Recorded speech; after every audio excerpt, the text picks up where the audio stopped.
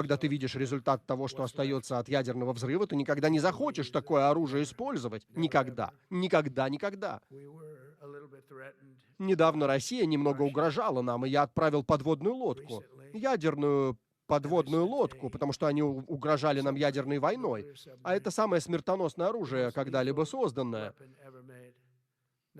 Во-первых, такую лодку, как мы отправили к ним, невозможно обнаружить никак. Мы на 25 лет опережаем Россию и Китай в подводных лодках. Россия, кстати, вторая по подводным лодкам. Китай третий. Но они, знаете, они догоняют нас. Они догоняют. В ядерном оружии они сильно отстают, но через 5 лет они сравняются с нами. И не нужно быть таким уж хорошим с ядерным оружием. Можно иметь в 20 раз меньше, чем сейчас у нас есть, и все равно нанести такой ущерб, что это будет ужасно. Ужасно.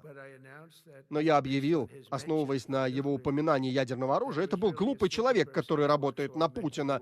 Он упомянул слово «ядерное». И я отправил одну или две подлодки, не скажу сколько конкретно, к побережью России.